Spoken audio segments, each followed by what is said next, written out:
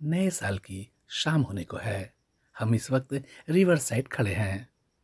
सैर सपाटे के लिए ये अंग्रेजों का पसंदीदा मुकाम था।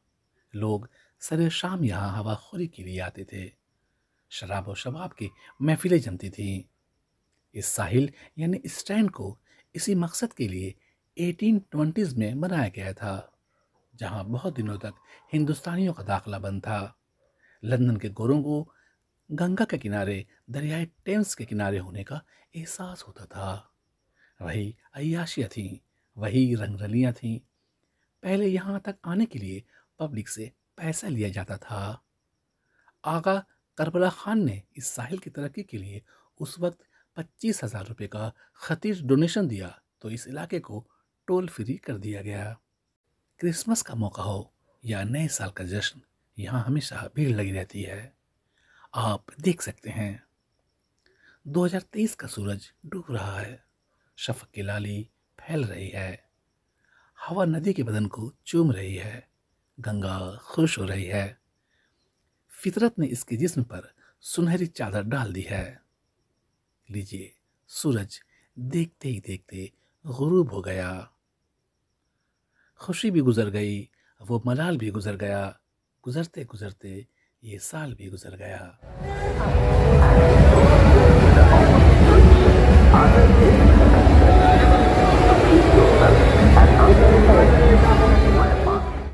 आधी रात को इस वक्त हम पार्क स्ट्रीट में मौजूद हैं।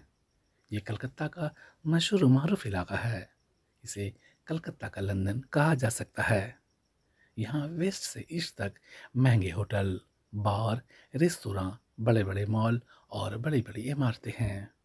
यहाँ देसी और विदेशी कॉल गर्ल आसानी से मिल जाती हैं। यहाँ नाइट क्लब भी हैं और जुए खाने भी।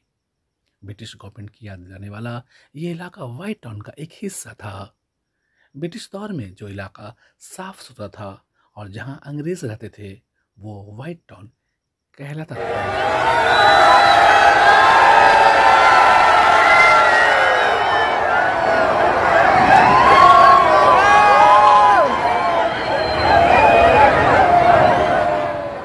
पार्क स्ट्रीट में क्रिसमस से लेकर नए साल तक जश्न का समा रहता है।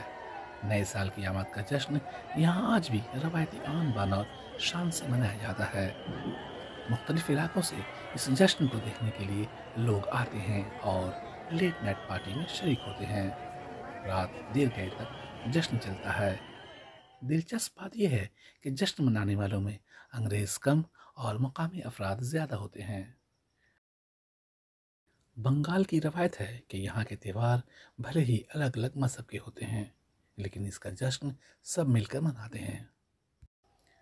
पार्क स्ट्रीट की कहानी कलकत्ता सुप्रीम कोर्ट के chief justice sir Elijah Impey से शुरू होती है।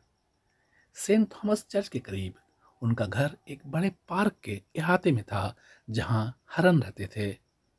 इसी डियर पार्क की वजह से ये इलाका पार्क स्ट्रीट कहलाने लगा।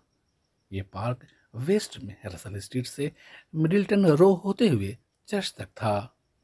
पार्क के चारों तरफ खूबसूरत दीवारों की अहाता बंदी थी, जहाँ कितारों में दरख्त होते थे।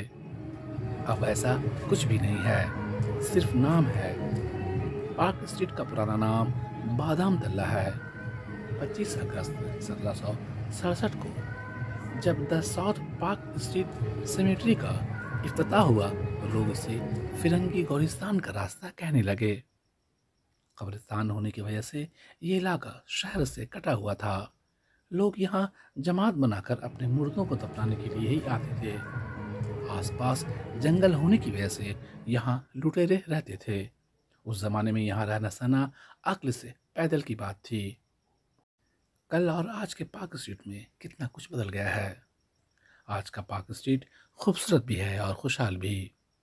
इसने नशीब फराज का लंबा सफ़र तय किया है।